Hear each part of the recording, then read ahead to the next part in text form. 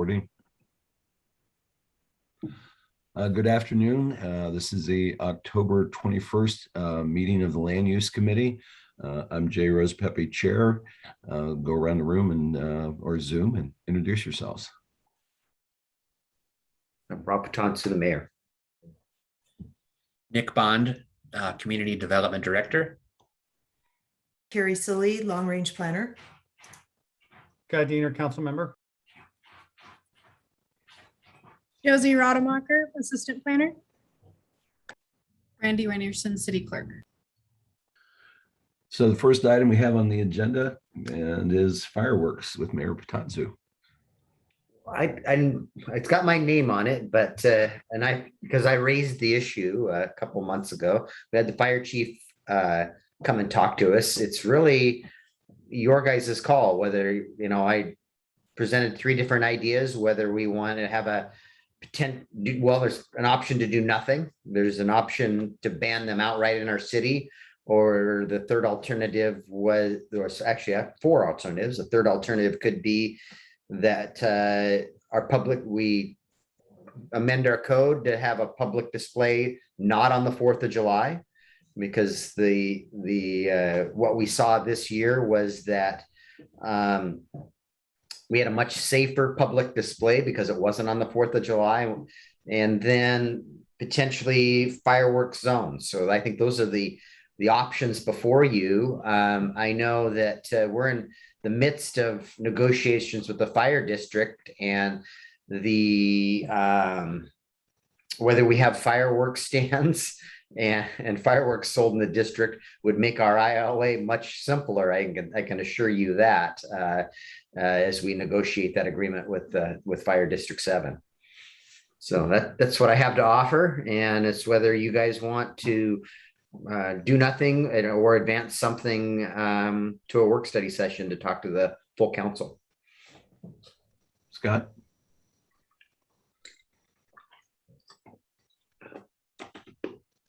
Can I be reminded of where we were leaning on this last time we talked? I know that there were probably some diverse opinions, but I'm trying to remember, where were we headed when we talked about this last? You wanted input from the fire chief. I'm guessing you were hoping he was going to champion or be positive one way or the other, and I think he was fairly neutral. Just politically, he doesn't want to lead this charge. I think we have 4 options on the table, which we've discussed before with the council. One time we talked about it, and quite frankly, I'd be just as good to move those 4 right to the a work study. I mean, I have my own personal opinion. I really do like the one on not having fireworks on the 4th as a good option, splitting that up. But I think when we get down to talking about fireworks stands and stuff, with the other options, I think, quite frankly, you should take it to a work study. Well, I only think you should be doing something with fireworks stands if you're going to do an outright ban. Otherwise, there's nothing to do with fireworks stands, because they exist to sell fireworks that are discharged in our community. But if you were to do an outright ban, then you probably would want to also ban the sale of fireworks within the city limits. So it's whether you guys have a recommendation. It's the 4 alternatives, and then you have a recommendation. Staff will do whatever you guys desire on this matter. Well, my personal one is I like not having the fireworks on the 4th, having it on another weekend. But when we were listening to the chief, I got the feeling that there wasn't a major issue. I mean, there's the environmental, partly the environmental issue that I think, Scott, you brought up before. You're talking the chief, the fire chief, or our police chief? Because our police chief, I was talking about the fire. I thought the fire chief was very neutral last time. It was. Yeah, it's the public safety aspect of discharging fireworks where we've got a large gathering, is where our police chief agreed with that assessment. Mm-hmm. I don't know that we're going to have unanimity in moving a recommendation forward. So why don't we just move it forward for sake of discussion? I mean, I'd like to start with the alternative of no fireworks. Is it Bainbridge Island that has the no fireworks? Yes. You know, they're a terrible mess. I've witnessed people get hurt or nearly lose an eye, lose fingers. I didn't witness that, but a friend of mine's son lost fingers. I mean, there's the environmental component, especially when they're shot over water, of all the different metals that, you know, cause the different colors, that all that plastic waste and everything drifts back into the water. And you know, we've heard a lot about, you know, plastics in our marine environment. So there's a lot to talk about, but I don't know if we're going to have agreement on that as a recommendation. Okay. Well, I'll go with the, to kick off the discussion to the council, I'll go with the ban on the fireworks, and also that we not hold our display on the 4th. Unless, Mayor, you feel that those two are two separate If issues. there's a ban, then Mhm. there's no concern with holding our fireworks. Okay, display that's on why I wasn't sure about. Yeah. So, but a ban, you know, when we say a ban, the realization that people are going to get fireworks elsewhere, I think needs to be realized. Yeah. It's something over time that would dissipate, I would think. And if other communities joined us, then they're not sold Right. Yeah, anywhere I think- around here. It'll dissipate. I Except think that, you're going to have a bunch of diehards, especially in the rural areas. But you're going to have a lot of people who realize it's against the law. And frankly, for parents, that takes a lot of pressure having to buy fireworks that their 10-year-old wants them to really, really buy lots of. So, you know, I think you will have people abiding by that, but you will still always have people shooting them off. You know, staff, you want to add anything before we move forward with a ban recommendation to the council? Smart move, Nick. I can, I nodded no, but I wanted to let everyone know that just to remind you that there's a permit required for fireworks stands. And currently we're negotiating the ILA with the fire district. And part of that ILA is that they're wanting us to pay them for certain services, which includes doing inspections of firework displays and firework stands. And so there's a cost associated with this to the city. Right, but we can't enforce this next July. It'll be a following year. So we're still Right. stuck with what we got next July. Correct. So I heard Scott speak to outright ban. Mhm. And I'm good with that. So is that going to be the recommendation of the committee? Yes. yeah, but with, you But know, with 4 options laid out of Yeah. the other alternatives too. yeah, and really as kind of just a kickoff point. I Mhm. mean, Okay. in the end, it is what it is. The work study is going to talk about everybody's views, so it's just kicking it off. Okay. Yeah, and I would concur with that. Okay. So Nick, do you have enough from this recording what the 4 alternatives are? Yes, and I'll ask Josie and Carrie to make sure this gets on our to-do list. I assume we're probably not going to be discussing this until January based on our November. Let's stick it to November work study. We can try, yeah. I know that one's pretty full already, I thought. No. No? Okay. November work study, Josie. Brandy's the keeper of agendas. I think November, Chris had a transportation presentation and I think that's it. We got the parks plan and the comp plan and some other things coming out of planning commission. Okay. We had just the McCormick Village sub-area plan along with the comp plan amendments right now. Yeah, so Okay. I have road preservation plans, 2021 comprehensive plan amendments, park impact fee, zoning housekeeping ordinance. Yeah. We'll throw it on there. If it gets pushed, it gets pushed. We don't have a work study in December. You're gonna lose a proponent at the end of the year for your position. All right, fair enough. We can wing it in there. Mhm. Okay, second item, Bay Street vacation. Always love that word. And Brandy, I've turned on sharing if you want to pull up a map. Okay.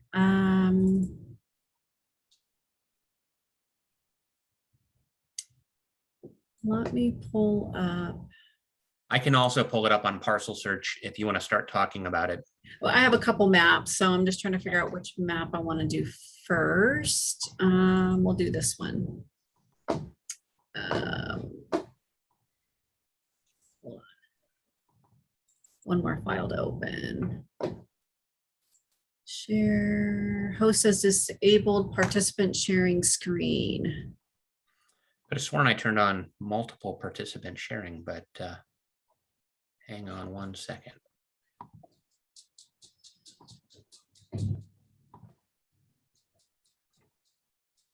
Try now.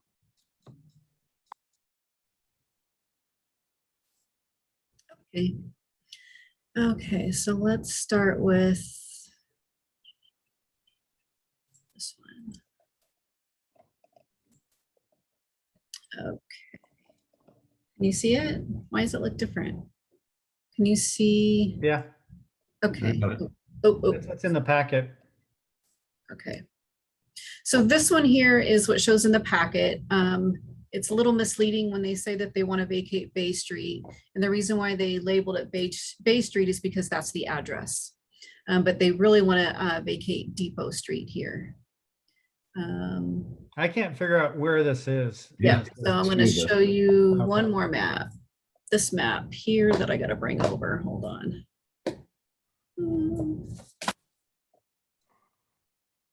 Okay, so here's the Bay Street here, just right around the corner, and this right here is Depot. Oh, so that's over The highlighted by, yellow. by the Blue Goose. Yeah, it's between two properties that Stanley Smith owns, if you're familiar with his triplex from a few years ago. Right. And one of the reasons he wants to vacate is to build other things within that right away. And then the other property, which is here, here's the right away right here. And this home, which is what he owns, well, he owns both of them, but this is encroaching in the right of way. So they're trying to clean this up as well as possibly maybe make some improvements here so they meet the setbacks, I think is what I understood. And Stanley Smith has brought in an architect and talked to me a few times. He's looking at doing a different type of project here in the future where these existing buildings would go away and be replaced with something new. But I think in the interim, he's just trying to secure and clean up these tidal clouds with the encroachment. So I think long-term, we'll probably see a project there. I think the And it question. probably just needs to, oh, go ahead, Jay. No, I was just going to say that, you know, one of the questions that always comes up is this any use to the city? Correct. And so I did reach out to DCD and Public Works. Both of them identified that this Depot Street is not identified in any city plans or policies or future use. Public Works did confirm that there are no utilities and it is unopened right away. If the committee confers to move forward with the street vacation, I'll be providing these documents to legal counsel, as I do believe that they may be subject to the lapse of borrowed time clause in the statute. So it was platted in, I believe, 1888. And then that first section, I don't know if you guys noticed this. Let me put it back up on the screen. Share. So in 1912, this piece right here was vacated when it was owned by the county or in the county's jurisdiction. So this feet here, or this side and this side had been vacated, and this is the remainder 20 feet. So 15 feet on each side. And so there's 20 feet that's left. And then this area was not annexed into the city until early 1960s. So I do believe that lapse by borrowed time does apply, but I want to confirm with the attorney. And basically what that means is that they already own it. So they don't have to pay for the land, basically. It's just more of a procedural thing to vacate it. I'm good. Mhm. Randy, what they're vacating, none of it's on the water side of Bay Street, right? Correct. Okay. I'm good with it. So since you brought it up, and I know we have a full agenda, do people ever pay for the piece of land that we sometimes vacate? Yeah, we just received last year on a vacation on Klein, Yes. to Calvin Klein. So we finally got that. It took about 1.5 years to get the payment, but we got it. Who sets the price, or is it? It has to be appraised by an Oh, appraiser okay. or a Okay. broker's price opinion. The public has to get fair market value of it. So in You- this, you- go You have one ahead. on the agenda next week for the Harrison Street right of way, where the unopened right of way. So when we're gonna get compensated for that one, but Yeah. not always. Yep. In this case where you were talking about that, Brandy, we might not get compensated for this one, correct? Correct. It's an old statute that's on the books and it's Mhm. fits within that time period. Okay. Yeah. Sorry to digress, Yep. but thank you. Mhm. Anything else on this item number 2? Number 3, Mr. Bond.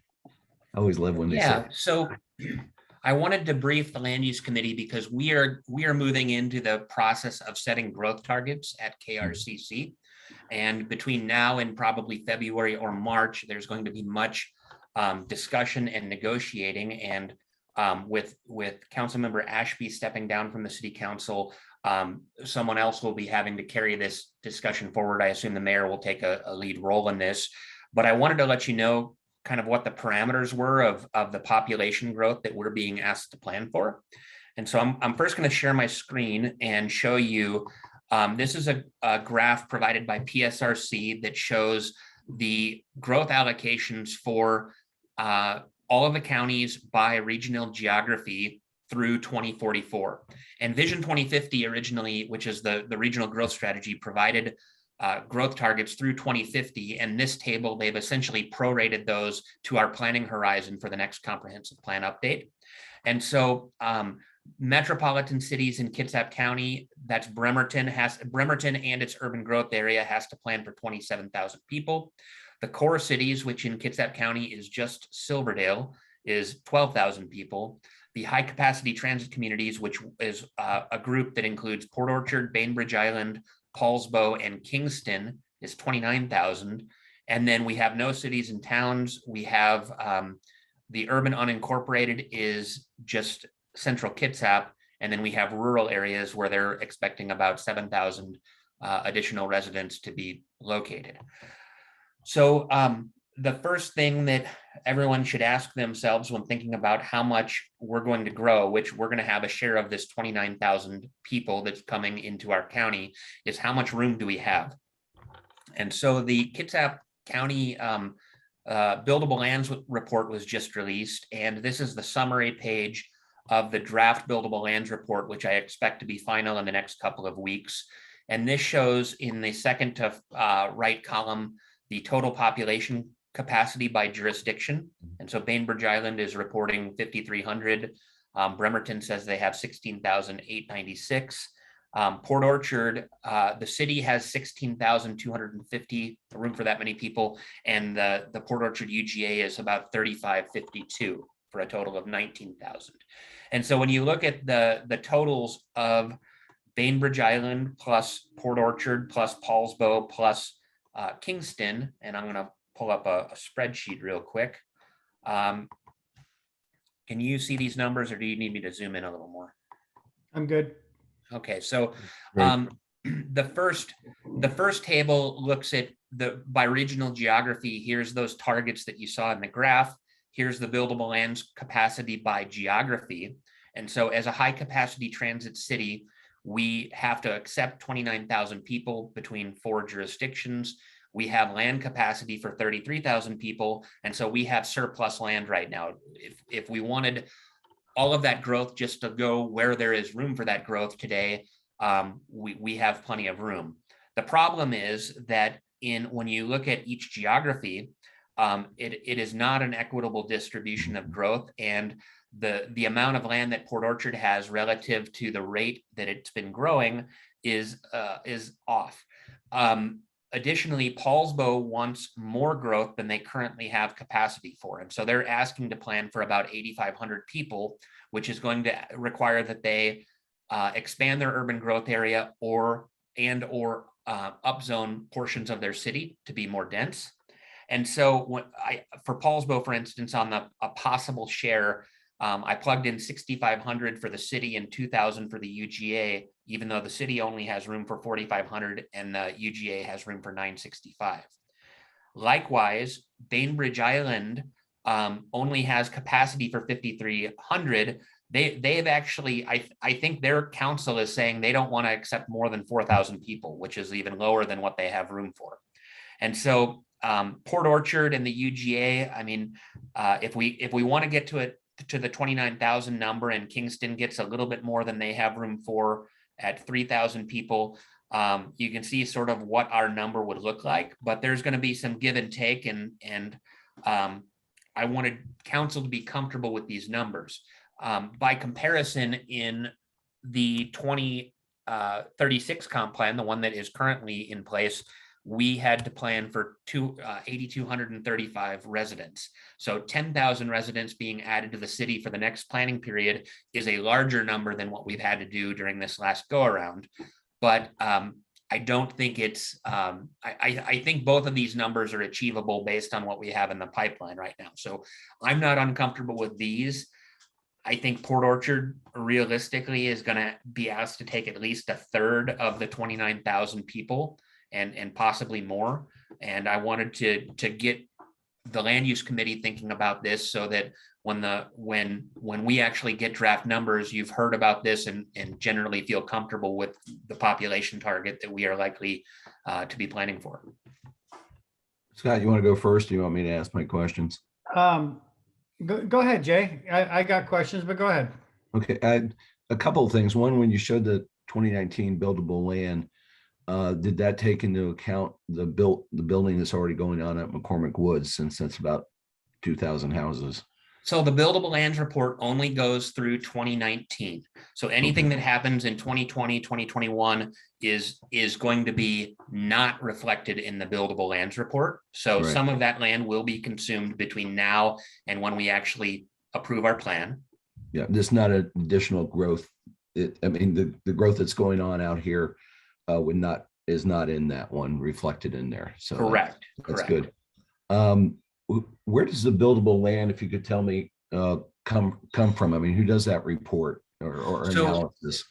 So each city has to provide data to the county, and we go through, there was some guidance produced by the county, and I think PSRC and Commerce kind of describing how what methodology is required under state law. And so we had parameters and we made some adjustments for local conditions, market factors, and we basically, it's a mapping exercise where you take all of the parcels in the county and you subtract critical areas. You take areas that don't have utilities, like we took Ross Point out of our report entirely because there's no water and sewer available out there.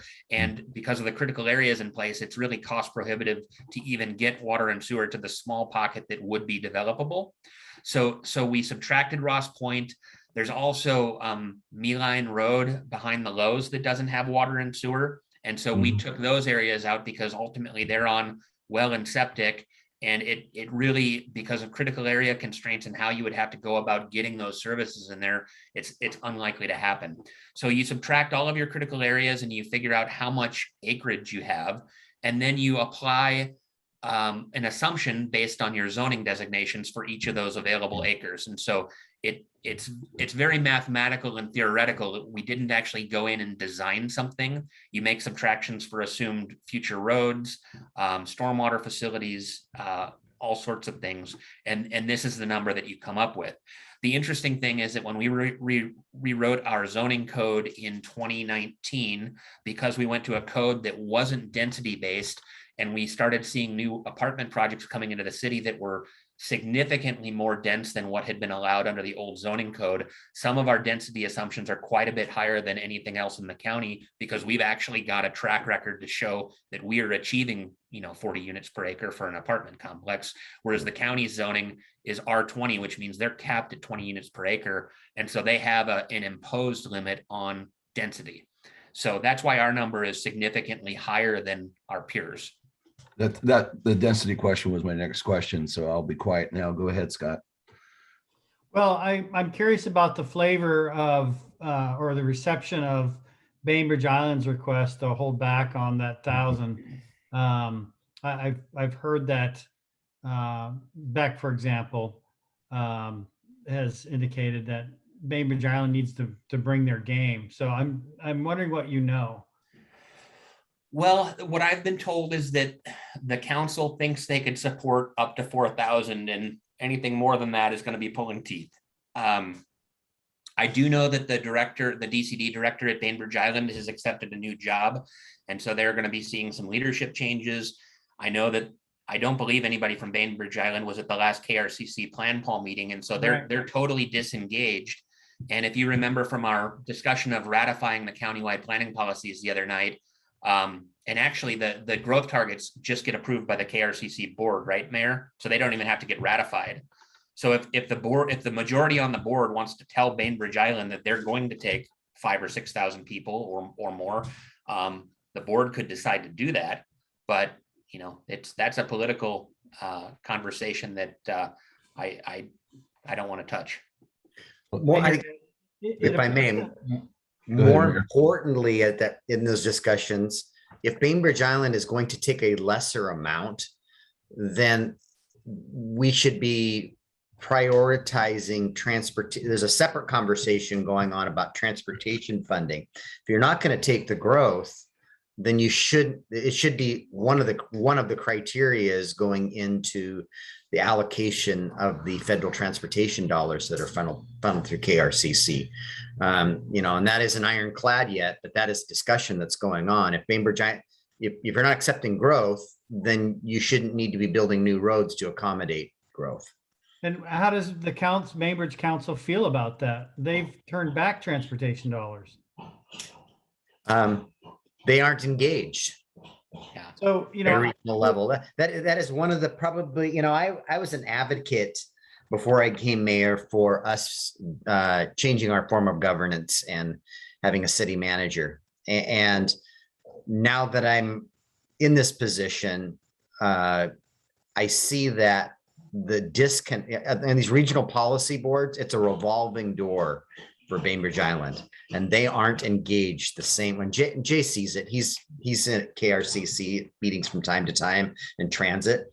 Yeah, when they do come, they're there for a year, and then they shuffle the deck in all their committees, and they just aren't engaged the way the other electeds are in these regional processes. Yeah, I guess, the bottom line for me is that they need to own their share of population. And, they live in their island world. I get that. But at the same time, they've got to pick up their fair share. That's my view. I don't know that I also understand the full dispositions that they get as an island city. I understand that there are some that typical cities don't get, but I don't know. I don't understand what those are. I call it BS, but even if we give them population allocations, they tend to manage things through moratoriums. So, yep. I know the that reason we have case law on moratoriums. Well, and I know that Mayor Erickson, Mayor's counterpart, has been very vocal recently in some meetings about this, and I don't know if it's going to come to a head or not. But if people are unhappy, that's an nice way to put it. Yeah, and Paulsbo has been complicit in this in the past, so it'll be interesting to see them kind of walk the walk as well. Yeah. I don't know that they've had a increase in their city limits in 15 years I've been here. If so, it's been pretty minor. Nick, what's your opinion on they could accept more population if they chose to go higher and more dense, and they haven't historically wanted to do that. So what do you think? You think they're the likely outcome of them trying to expand their UGA?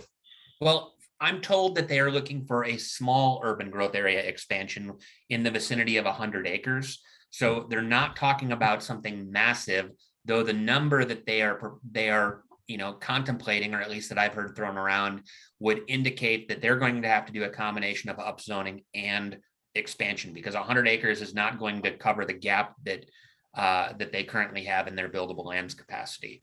So I think it is, a little bit of a slippery slope, but I'm willing to give, my thought is we should give them the benefit of the doubt. And if they want to take on, a share or offset what Bainbridge isn't willing to take, that's fine. I do know that PSRC Vision 2050 calls for stable urban growth boundaries. That's one of the policies, is they don't want expansion, but they don't want to force contraction either. But at some point, if there's a significant disparity between how much land you have and how much population growth you're planning for, that's not going to stop FutureWise from taking it to the hearings board or some other organization. Well, that's a good lead into our next topic about potential annexation areas, if we're okay with this one. If you had more on that, Nick. Yeah, I guess is the general feeling that Port Orchard in the city limits itself could take up to 10,000. I mean, does that feel about right? I think that's fairly consistent with the growth rate that we are currently experiencing for the last, 5 years or so. To me, it sounds excessive, but it's, what I keep wondering about, where the land is, but then I keep seeing these projects keep going up in realization that, this was 2019. So things that are happening out west of 16, which is quite a considerable number of people coming in. I would say, yeah, that probably is correct. And I would Yeah. agree. We're land supply rich, but we're also transportation infrastructure poor. So, my view is that we should take what we can, but not anymore, that the other jurisdictions need to step up. And so that's my line that I'd like to push as much as we can. All right. Well, I think that's what we were looking for, is just some additional council commentary on what position should be taken in these meetings. And so, Jay, I know you're an alternate and you'll probably be in some of these conversations at some point. And so between you, the mayor, and Councilmember Ashby, you'll have to carry that message forward at the policy board level, and I'll carry it forward at the staff level. Mayor, can I ask a quick question from you? Mhm. On the financial side? Does increased population necessarily get us infrastructure dollars for those transportation projects, or is those two separate issues? It's two separate groups, but Okay. it's an argument Beck and I've been trying to make, that if you're not taking, there's criteria for those applications, and we feel it should be one of the criteria. So Bainbridge Island shouldn't be, it's not that that's the only thing that would prevent you, but there's a scoring matrix, and there should, in our opinion, there should be points allowed for that, whether or not you're accepting population or not. But the bottom line is also there's no guarantee. And so, we shouldn't approach this as if we're going to get something when we don't know if we are, or even how much that might be. I agree with you. This seems like a reasonable number, but we shouldn't be pushed into taking more. I agree. Agree with that. I want to be reasonable, but I don't want to be pushed either. So thank you. And just to add to that, in terms of the possible numbers, if we took 10 or 11,000 people as our growth allocation, that would be roughly 11% of the growth in the county. And historically, we're only seeing about 4 to 6% of the transportation funding coming our way. So I think that's the argument, is that if we're going to take 11% of the growth, we need to be getting about 11% of the funding that's coming through PSRC. Seems fair. Put up or shut up. Okay, you're up next, Nick. Sorry, I'm pulling up a map and couldn't find the mute button. Hang on one second. Good discussion, by the way. Thank you. So I wanted to report, we discussed a possible annexation at our last meeting, and I went forward and held a meeting. Carrie and I met with Angie Silva and Eric Baker at Kitsap County. And I just wanted to report that, they seemed open to the idea that there could be some sort of annexation, and we're sort of waiting for a counter proposal to the map that was ultimately provided to them. they said that if we go down this road, because this is a new annexation tool, they said, I guess to be short, that we can't screw this up because we'll never get to do it again if we don't do this one right. They were concerned about public outreach and making sure that there was adequate process and notification of people who were potentially going to be annexed without having to sign a petition to be annexed. They did have a little bit of concern because we cut out there's this mobile home park that goes all the way from Converse to Bethel here, and it was either going to create an irregular boundary sticking out or a concave boundary going into Bethel. So I think we're probably going to see something a little bit different from them in this area that may go out to Converse on Sedgwick. But generally I think they felt like the scraps on the west side of 16 probably made sense, though I think they noted that the blue area down here at the bottom, those residents previously declined to be annexed. And so that sentiment may not have changed. And, frankly, the 8 or 10 houses that are down here doesn't move the needle one way or another. It's just sort of an irregularity in our city boundary. There are quite a few jobs in the Mile Hill area that would potentially boost sales tax revenues. And, there's a good amount of population in this Lavender area. And then, of course, the Bethel South Corridor is a major transportation liability in the form of road maintenance and future road projects. So we'll be reporting back to you again if we find out that there's interest. Nick, it looks like there's some what you would consider irregularity in the Mile Hill kind of aquamarine color there with some cutouts. Those, city. Yeah, the white is the city. So Half as much of that. Okay. Yeah, it's currently irregular, and we're kind of smoothing it out actually. Nick, could you give me a quick primer about how the law has changed? Because I'm still back in the 2009 day of getting petitions signed since I was walking the streets for that. So the legislature passed a law, I think in the last session or two, that that a city and county can enter an interlocal agreement and agree to an annexation via interlocal agreement. However, they had some public process hurdles that had to be cleared. You have to present alternatives, and you also have to provide notice to those affected residents, and I think hold a public meeting or hearing of some sort. So ultimately, if the county and the city could identify these areas, I think the alternatives, you could do a small, medium, and large annexation, or you could do we have 7 different zones that we're considering. And if one zone overwhelmingly doesn't want to come in, I think we could say that is our alternative, that we said, well, we looked at 7 areas and we're going to take 6 of them based on the feedback that we received. So there's no playbook on how to do this because it's such a new tool. And I think that's why the county wants to make sure that they do it right and probably go above and beyond on public outreach. And really, from a timing standpoint, with the comprehensive plan update starting next year, we either need to do this quickly or not do it at all, because we don't want to have to go and update our comprehensive plans in 2 years because we decided to annex this a few years from now. It's better to do this going into the comp plan process and then let the boundaries be what they are for some period of time. Yeah. So what I heard was that you could do all the public outreach in the world. People could be upset, and yet for lack of better words, the deal could still be done between the county and the city. Yeah, and the consequence is that they're voters now in the city. Okay. So Understand.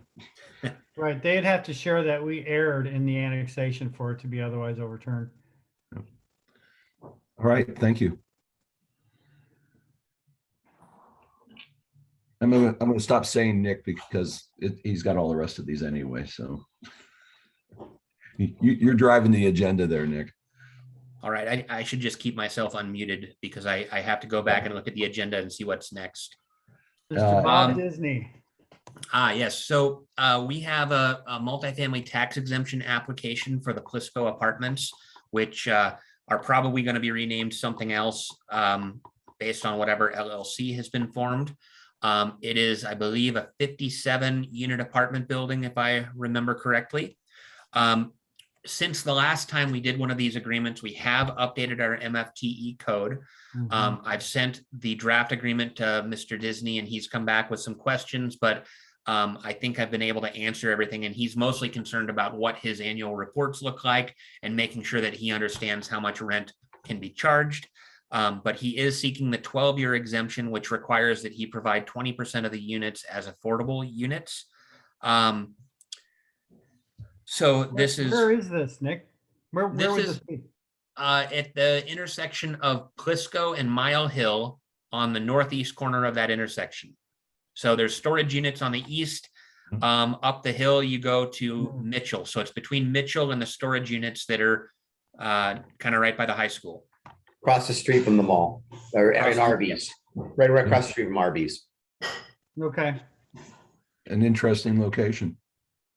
Kind of down in a hole. Mm-hmm. Yeah. So the thought here, and I forget, Carrie, is this on the agenda for Monday or is it a week from 2 weeks from now?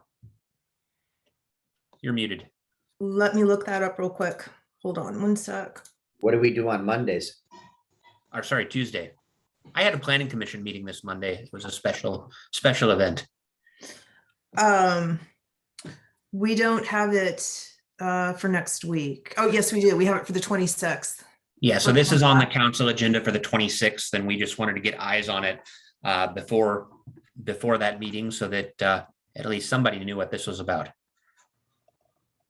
Okay, Scott, I'm depending on you. Well, so we did work through revisions to the tax abatement program, and I haven't gone through all the text in detail, but is there anything that stands out that doesn't necessarily fit with what we've talked about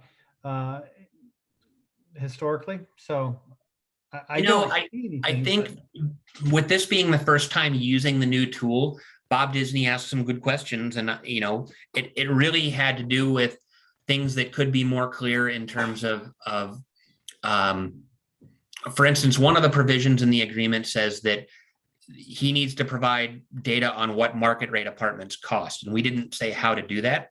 And so my assumption and what I told him is I said, well, you're going to be renting market rate units in the same complex, and you need to tell us what the market rate units are going for so that we can determine what the affordable units are going for. But it's not explicit in the code, and it's an area that we could potentially clarify if we decide to revise this again in the future.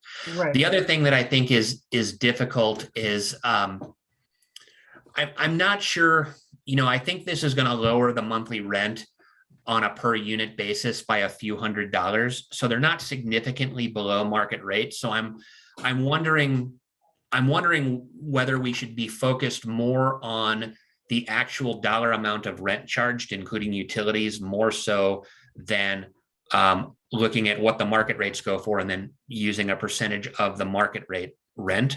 This is only our second tax exemption for affordable units. And the first one was done under the old code. And frankly, one of the limitations that we have being such a small city is that there's nobody to go audit this stuff. And so I get an annual report with certified statements saying what the rents are, but there's a lot of trust involved in that things are being done right and that people are reporting their incomes properly when they apply to rent a unit. And the verification part of this it seems difficult, and it seems it's labor intensive when you actually go to administer these things, and you have to do it for 12 years. Right. So Nick, we can't change the rules now for this one because Correct. He's already applied under the current rules, but shouldn't we consider put the burden on them? Yeah. Their CPA, that a certified CPA has to prepare the statement. Then now we've got somebody that's put their license on the line, preparing these statements and submitting it to us. I was thinking the same thing, that the difficulty of this can be managed by them, but it's got to survive an audit if that's what it would come to. Yeah, I wonder if there's an example of that somewhere that could be followed. I do know that we based our new code on Seattle's code, which they recently revamped. And so they're not even doing what we are now doing, that we kind of followed their lead on.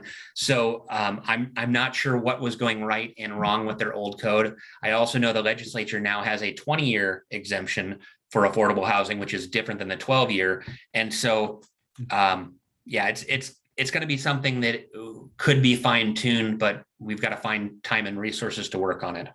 I would be most comfortable with an approach saying that we're gonna rent to somebody who, you know, makes 40 or 60% of median income, and this is going to be the rent for 12 years, and just put a dollar amount in there that meets the affordability threshold and say you can't charge more than $800 a month, including utilities or something along those lines. Then it's very easy to audit. Is that where you were talking about the two examples, the two ways to calculate that before? You're muted. Sorry, I unmuted myself. That would be another way to do it. Yes. Could you give us when we hate to say it, can you kind of give us an example about we're doing it this way? This would be an easier way to do it, like we did with our connection charges. Yes, I'm not sure I can do that before Tuesday, but no, that's fine. We're talking about long term. It's nice to see, and I do agree with the mayor and with my counterpart that with Scott that it'd be great if we could put the burden there and kind of put that on the parking list for things to do. I actually like Nick's idea better, that it's just a fixed number at the beginning and it's never changed. And or even a fixed number with a CPI adjustment, but nothing more. Yeah. And then we can just verify what they're charging for rent, and they provide a sworn statement. And if it's not correct, they've perjured themselves. And that seems like a better method to me. But we shouldn't discuss this can of worms as part of the application on Tuesday night. This is for future discussion and who's applied under the current code. Yep. Cool. Awesome. All right. So because I would have to scroll all the way to the top of my packet, can somebody tell me what the next item is? Yes, comprehensive parks plan update. Oh, all right. I've got to share my screen here. So I don't know if any of you had a chance to go listen to the presentation from our consultant, Mr. Beckwith, on at Monday night's special planning commission meeting. But I think he did a good job explaining some things that when you read the plan, maybe aren't totally clear. The presentation in your packet was what he actually was speaking from, and I wanted to pull up a particular slide because it has to do with funding our parks program. I'm just scrolling to the right slide so that I can share that screen. I apologize. I've got only my laptop, and with one screen, it's harder to use Zoom quickly. So the financing slide that was provided, what he's done here is he's provided a total expenditure based on our capital improvement program. And under each alternative, he's proposing to fund that program using different revenue sources.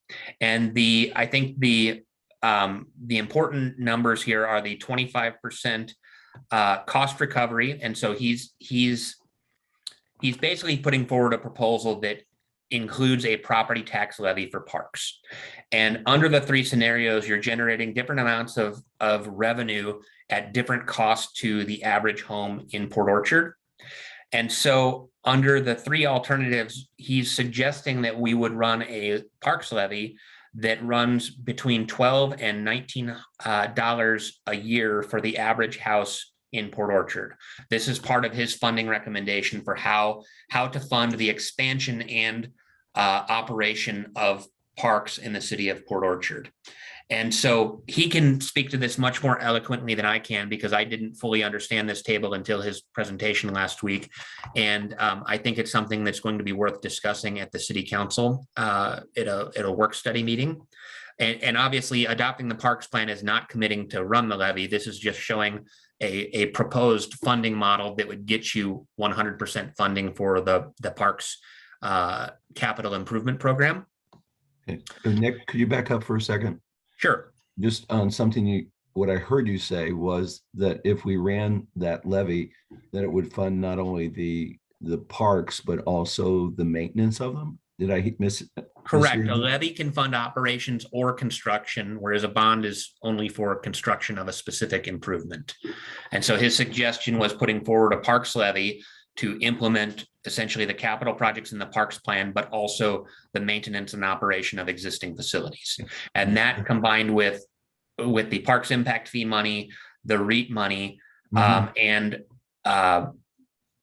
grants and other sources of funding would fund the projects that are identified here.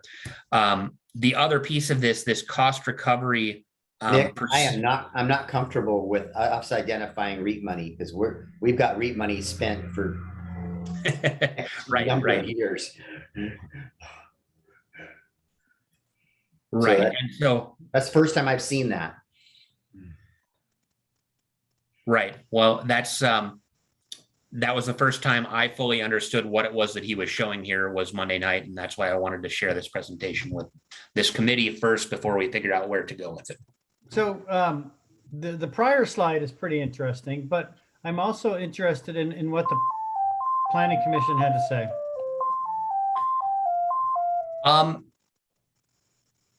I guess, Carrie, I think that they were mostly focused on not the finance slide, but how we went about identifying various projects and gaps in our system, and also looking at what our growth rates are relative to our available facilities. And so when he walked through, and sorry, I'm trying to find.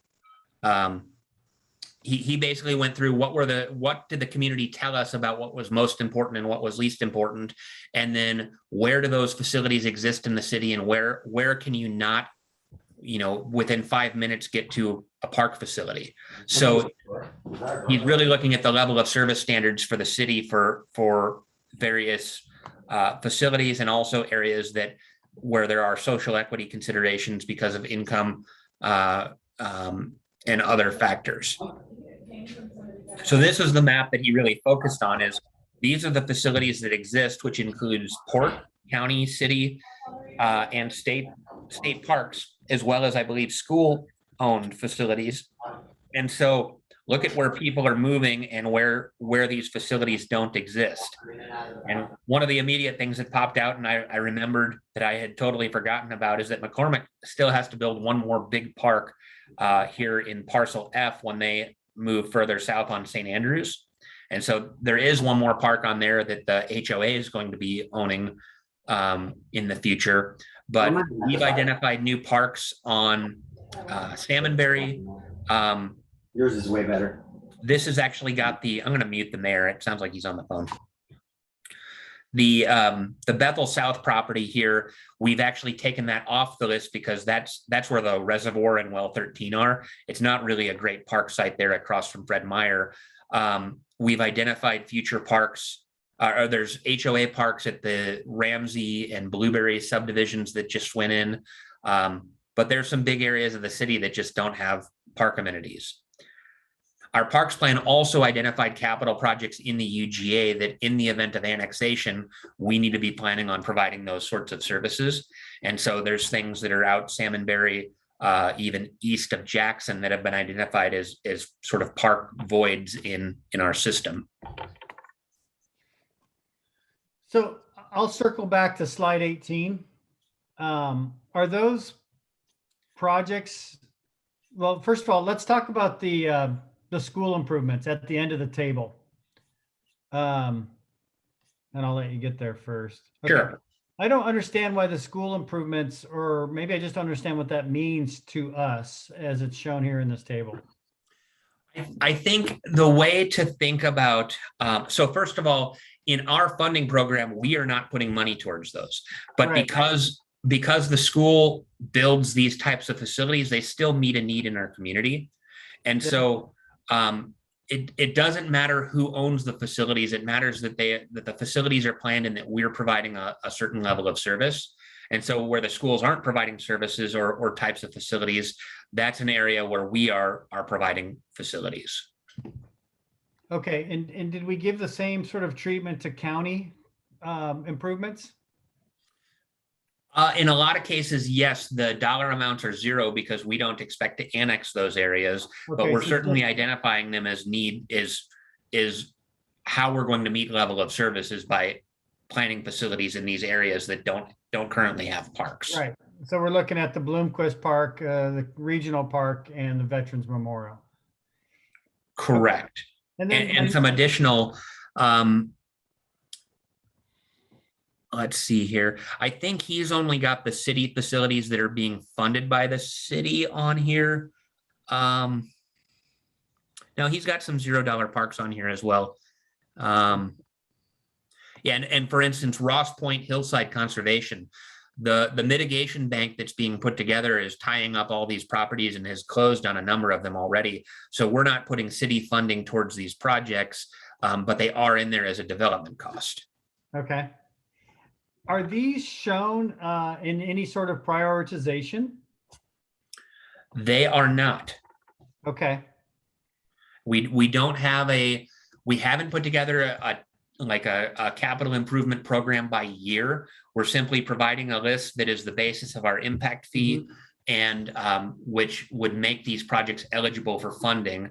And really it's up to the city council to set those priorities as part of the budget process. yeah. Well, this document to me seems kind of the heart of the whole document, really. This table seems the heart of the whole document. Yeah, I mean, I think the inventory of existing facilities is important as well because it lists Yeah. what park facilities we intend to have going forward of the city-owned properties, which ones are going to be parks moving forward. It does identify, it gives locational information to some of these that are more vaguely described, like, there's the Salmonberry Road Park, and so Salmonberry, goes probably 2 or 3 miles in length. And, where are we thinking with those sorts of vaguely described properties? So where does this go from here, Nick? Well, the Planning Commission is still studying this. The presentation that we had Monday, I mean, my recommendation is if you have 30 minutes and can watch Mr. Beckwith's presentation at the Planning Commission from the recording online, I would watch the first 30 minutes of the meeting and kind of hear it directly from our consultant. He is still cleaning up the document from the last round of revisions that we sent him, and I'm waiting for that next draft that we're going to put out for public release and public comment. So this was really a presentation to explain to the Planning Commission the steps that were taken in developing the plan. Would it, Scott, from listening to your comment, would this be something that you would want, and Nick weigh in, is this something where we should have a prioritization going forward, or Well, no, we're not at that point? Yeah, Not at this stage. ultimately, we'll need it, but not necessarily at this point. Okay. I My- wasn't my sure re- if it was Go ahead. recommended. I wasn't sure if these were presented in any sort of recommended prioritizations, but I think my recommendation would be to actually get the parks plan finished and adopted, and then you can create a CIP as part of the city's comprehensive plan that sets that 6-year or 10-year funding priority like we do for transportation, and Right. use that as kind of the roadmap and start pulling projects off of this list into that more near-term funding schedule. Okay, because it does go hand in hand with development, Sure. where projects are being done. So, cool. Scott, anything else? no, the way I see this is getting it into the comprehensive plan, and then we're going to finesse this as we move through time. Yeah, and I still think once the next draft comes from Mr. Beckwith and we've sorted out sort of the big glaring issues, I think there's still some fine tuning that needs to be done and input from the public and the council. It's probably going to warrant additional revisions. I'm pretty sure we've pretty much maxed out our existing contract, and so we're gonna push on our consultant to get this done. But I can't say for sure that we're not going to get a request for a change order at some point, because this has been going on for a year and a half, and I think has been a much bigger project than any of us anticipated. Plus, I'm losing Carrie, and I'm going to need the consultant's help getting this thing across the finish line. We'll talk about that at the end of the meeting. All right. Okay, 2021 comprehensive plan amendments are up next, Nick. Carrie, do you want to, how's your voice? I know the It's fine. dentist beat you up. It's fine. All right. Yeah, we are presenting the annual comp plan amendments, which have been on the back burner waiting for the parks plan to get done because we can only amend the comprehensive plan once per year. So we just wanted to walk council through these because they will be coming to you in the next month or two. I think probably November work study and then December adoption if we can get this park plan sorted out. So Carrie, do you want to walk through the individual amendments? Sure. As Nick has pointed out, the parks plan and the parks element are not in your packet because we are still waiting on the consultant to finish up the final draft of those, but everything else is in your packet. Starting out with the capital facilities element, we've added a reference to the 2016 City Hall space analysis and its recommendations. And we've also added a policy to develop the South Kitsap Community Events Center. The utilities element, we've updated the table for the sewer system capital improvements plan, which is based on the city's adopted 2020 sewer plan. And we've done the same, updated the table for the water system capital improvements program based on the adopted 2020 water plan. Appendix B, which is plans that are adopted by reference, which are not actually part of the plan itself.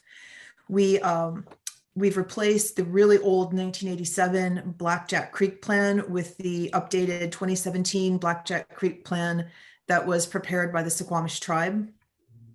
And we've updated references to our most recently adopted capital facilities plan, our water and sewer plans. Those are both, I think, 2020, and our 6-year and 20-year tips. As well as that City Hall space analysis. And I know that I noticed today that there was a mistake there. It refers to the 2020 City Hall space analysis, but I will correct that to 2016. And it also adopts the 6-year tip 2022 to 2027. There is one site-specific or land use map amendment also in the packet that was proposed by a private citizen. That's the He site-specific. That's for a 1.4 acre parcel, which is near the intersection of Salmonberry and Bethel on the southeast side of Salmonberry. They are requesting a change from residential low to residential medium, along with a rezone to provide access and future parking for a proposed apartment complex on the adjacent property to the south. And we have reviewed that and find no objections to that. And current planning is processing the application for the apartment kind of concurrently with this proposed amendment. So that sums up the amendment package, but I'm happy to go over anything in more detail if there's any questions.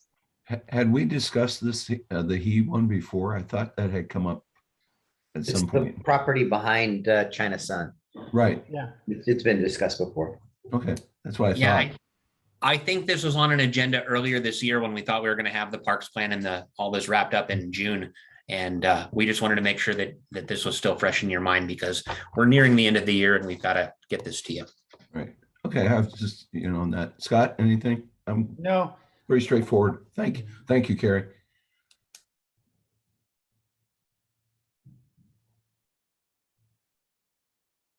All right, somebody's got to tell me what's next if they have Last their item agenda. is just a review of permits and projects. It's one of the ones I always ask about just because, I'm losing my mind from month to month. So it's just the monthly application of permit applications. And I just always appreciate that. Yeah, and I can only say that there's a whole lot right now because I didn't have time to look before this meeting because I'm too busy with permit applications. So the monthly report was in the packet, but I don't have, normally I try to give you a new housing start number and any updates on big projects. And I don't have that ready tonight. That's good. Anything else for the good of the order? Mayor, Carrie, Josie, thanks for joining us. yeah, I just wanted, well, good of the order. I guess, Carrie, is this our last committee meeting with you? Oh, I think it is. Oh, I hadn't thought of that. Thanks, Scott. Well, it's it's depressing. been really great working with you, and we're going to miss you a lot. Thank you. I really appreciate that. It has really been a personal and professional privilege and very rewarding to work with all of you. It's been a great opportunity. Thank you all. Don't What will forget you us be when you're doing down for- there. What will you be doing for Commerce? Working for growth management services. So reviewing Nick's comp plan? Probably not. Probably not. You're going to have to recuse yourself. I think so. Yeah. I was Well- hoping he was going to help us. Yeah. That's where I was going. Well, good Um, luck to you. I've enjoyed working with you over the years, and I really like your style and your approach.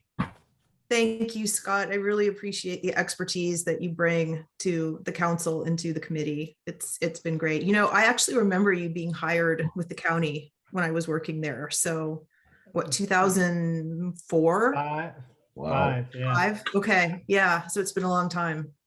been a long time. And then we have Josie, who I've not met before. Oh, I didn't realize well, that. I can introduce her. Josie started out about a year and a half ago as our intern right before the pandemic hit, and quickly had to learn to work in a planning office remotely for the better part of a year. And then we hired her for a second internship and ultimately decided to promote her to assistant planner. And she's going to be taking over Carrie's responsibility just for coordinating the committee meetings and scheduling, putting together agendas and sending out the emails and invites. So hopefully Carrie has transferred everything she knows about this to Josie. And Josie, is there anything you want to share with everyone about your education and experiences?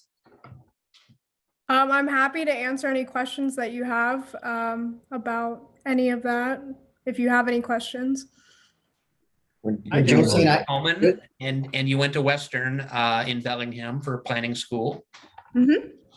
when Josie and I sat down when she first started, she told me this is her dream job. Got stuck Oh, with. wow. Well, I will tell you that it's herding cats. It's a challenging but much appreciated work that you're going to be doing, and thank you very much in advance. Carrie, I would echo everything that Scott says. I've learned so much from you over the past year on this committee, so thank you very much. Thank you all. Thank you. Thank Okay, you. we're Gonna We're miss gonna you. get teary-eyed here in a minute, so might be a good time to stop the recording at least. Josie, nice All to right. meet you. Nice to meet you both too. Mayor, can I call you in a second just for a very quick call?